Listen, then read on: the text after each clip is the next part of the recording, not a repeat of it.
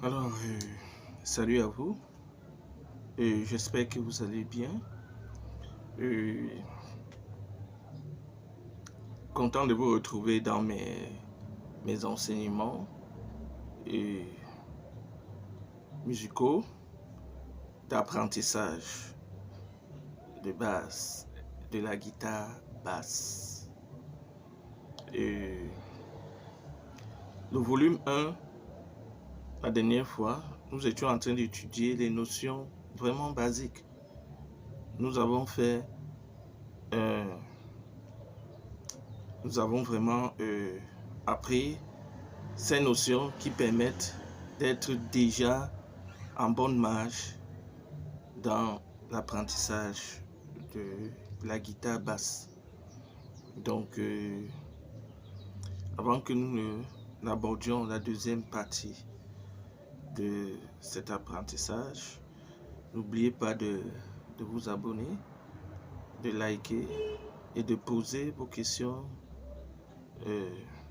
autant de questions que vous voulez. Moi, je réponds toujours aux questions. Bien. On parlait de la gamme de Do. La gamme de Do. Do, Ré, Do, Ré, Do, Ré, Mi.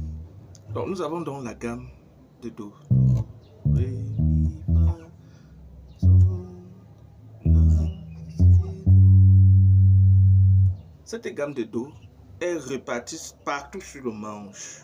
Partout sur le manche. Vous pouvez avoir Do ici. Vous pouvez avoir Do là. Vous pouvez avoir Do là. Vous pouvez encore avoir Do ici.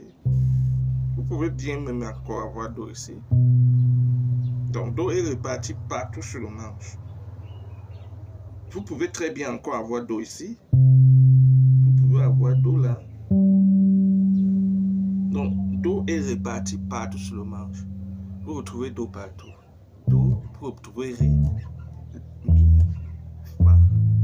Donc les notes sont disposées de manière à ce que, n'est-ce pas, Do, Ré, Mi.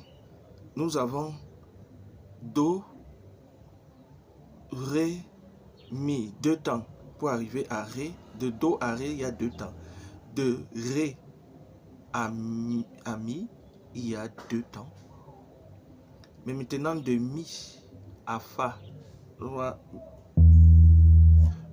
cette fois-ci, il y a un seul temps. Lorsque nous allons de Fa à Sol,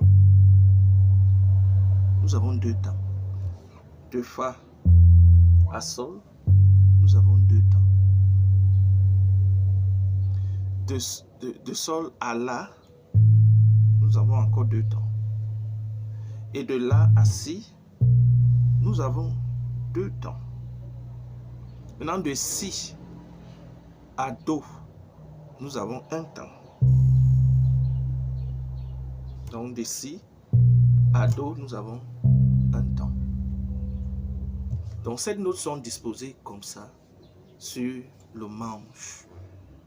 Et ça fait en sorte que vous pouvez à la longue bûcher les différentes positions des notes sur le manche.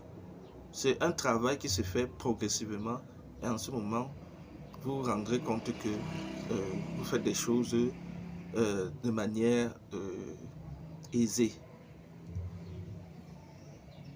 Aujourd'hui, nous allons un peu avancer, n'est-ce pas?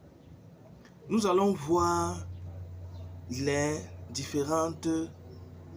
accords. Nous allons voir de manière succincte et précise comment est-ce que les accords sont agencés. Naturellement, lorsqu'on parle d'accords, les accords, n'est-ce pas, sont généralement faits de trois notes. On parle de triade. Si nous avons par exemple un accord de Do majeur, nous avons donc cette triade de Do,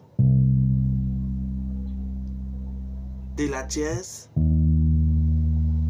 et de la quinte. Donc nous avons la fondamentale qui est Do, nous avons la dièse qui est, n'est-ce pas, Mi, et nous avons la quinte qui est Sol. Lorsque vous avez dans ce Do qui est majeur, vous pouvez avoir un autre accord, cette fois-ci un Do qui est mineur. Lorsque vous avez un Do mineur, vous allez transformer votre dièse en diminuant la précédente. Dans votre Do majeur, il y avait une dièse qui était Mi. Lorsque vous arrivez à Do mineur, la dièse c'est la diminue. C'est la seule note que vous touchez. C'est ça qui fait la différence entre le Do majeur et le Do mineur. Donc, cette note de dièse, vous la diminuez d'un ton, donc vous la diminuez. Donc, elle devient un peu plus grave si vous voulez. Là, ici, on parle de Mi bémol. Mi bémol. Donc, nous aurons donc cet accord.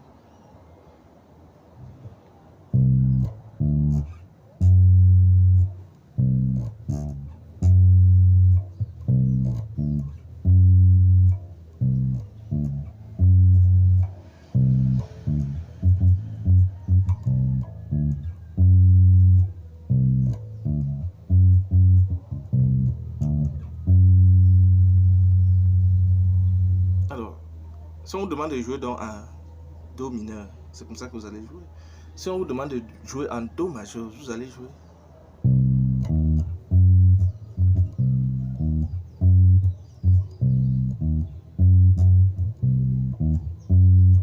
Bon.